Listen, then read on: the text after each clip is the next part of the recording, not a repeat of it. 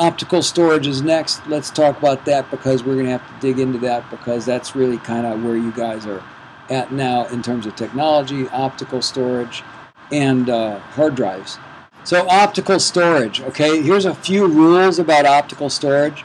And I don't think that it's a bad idea to burn disks anymore. I think that it's still a good idea just because then you back up on multiple formats, not just a hard drive, not just a flash drive, but potentially on a disk as well, even though they don't last that long. Handle disks on the outer edge or the center hole use non-solvent-based felt tip marker because, as we mentioned, all of the data is held on the top of the disk. Keep dirt and other foreign materials off the disk. Store in the plastic jewel case.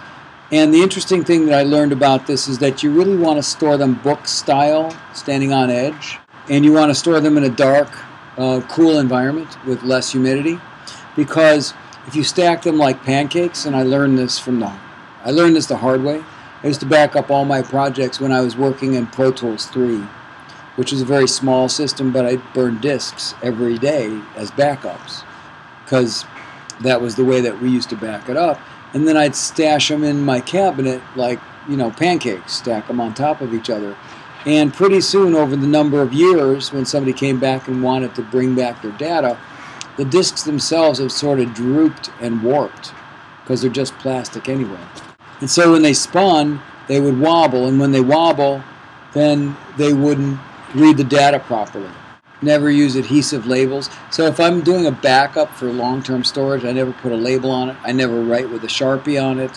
I never do anything with it except put it in a jewel case and make sure that the jewel case is sealed from light. So I keep the front cover in it. And then I stack it like books, sort of on edge. If I wanted to write on it, I'd write on the case to identify it. Do not scratch the label side of the CD. That's really bad. That's where the data is stored. Never use a pen, pencil, fine tip marker.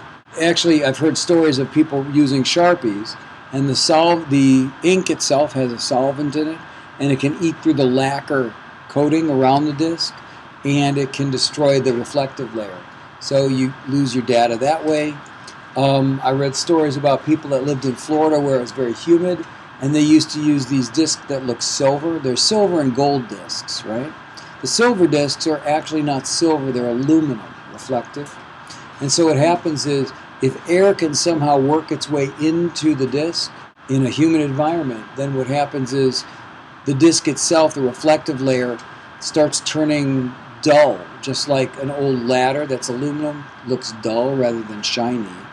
And so then the reflective surface stops reflecting and doesn't work anymore.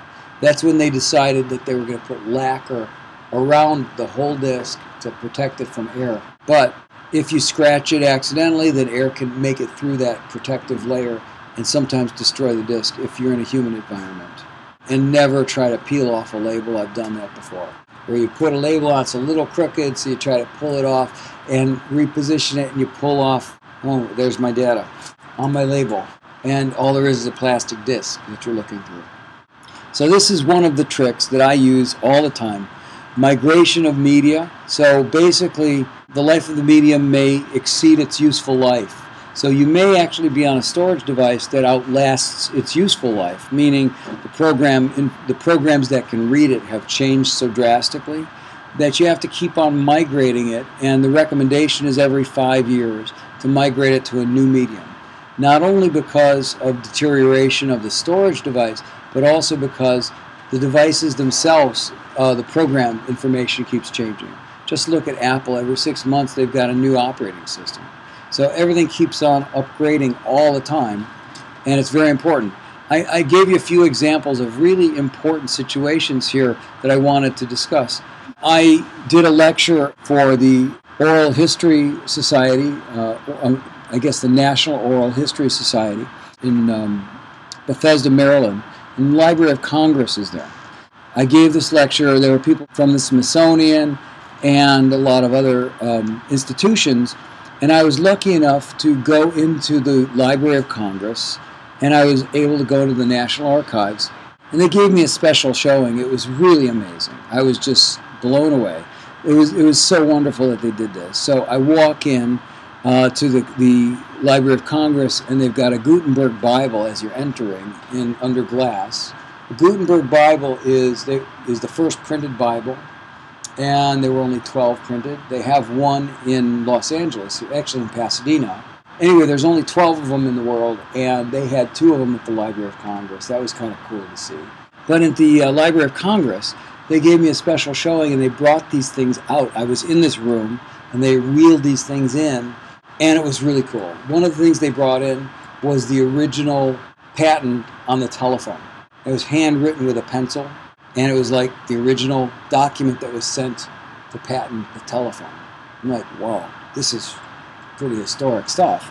And then the next thing they brought in after that was a handwritten prescription by Freud. And then the next thing they brought in was the actual telegraph from Pearl Harbor when it was bombed. Then the next thing they brought in was, they brought in all this historic stuff. I was like, this is amazing. And so I got to talking to them about preservation, because that's their whole thing at the Library of Congress, is preserving this stuff for future generations. And then they walked me through, we were walking through, he goes, this is the presidential room.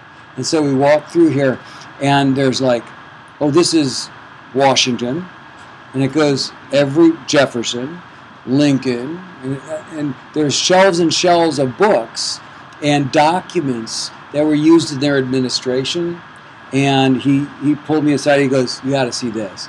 And he pulled out George Washington's diary and showed me a handwritten page. I'm like, what am I looking at? He's like, this is on the Potomac, he wrote this. I'm like, wow, that was really cool. So I just walked through the archives, and it was interesting. I go, well, I'm getting to the point of the story. So I said, so why is it that Washington has like 8 shelves, and Lincoln has 8 shelves, but by the time you get to Carter and Reagan and all these guys, they have 4 shelves, 2 shelves. I guess it started with Kennedy, where it started getting smaller. And then they were down to like 1 shelf. And they said, well, email and electronic mail. So now they're just emailing and instant messaging. And so there's nothing written that they could preserve. And I'm like, so what are you going to do? He goes, well, they have this they were trying to pass this legislation to make sure that every email was actually printed on paper so that they could preserve it and store it for historic purposes. Interesting. So I started thinking about how that relates to what we do in music and preservation of data. And then they showed me, when people send in CDRs for copywriting, copyright my song, you send in a CDR with the form and $20 or whatever, and it's on their shelves as proof that you wrote it at this time, and you get a time-dated stamp on your document to show when they received it, so that if you were first with the song, you could prove it in court and all that stuff.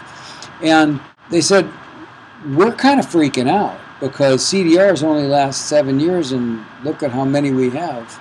And it looked like miles of shelves with all these CDRs that people sent in for copywriting. And he said, that's not the last of it. We've got like 47 miles of shelving all over the country, under mountains, all sorts of places and locations that humidity and temperature controlled and all this stuff. And they're trying to save it, but it's all disintegrating.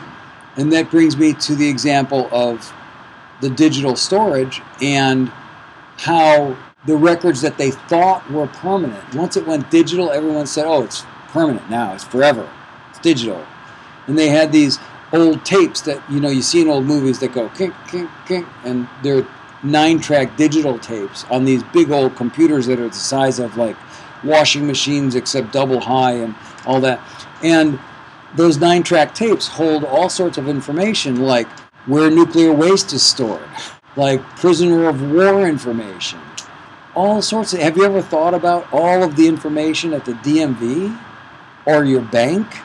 All the digital information, if they lose that, what happens? And I read this article written by the Library of Congress called The Digital Wipeout, where the storage mediums won't be able to store them because the digital data is so momentary. And if they do, then how do they migrate to the next system that can understand it? So they have these same problems except times 1,000 that we have. And so I was there lecturing on basically tape preservation and historic preservation and data storage, and I realized this problem is so enormous. And it's not just our country, it's everybody. And it's not just the governments, it's also big business.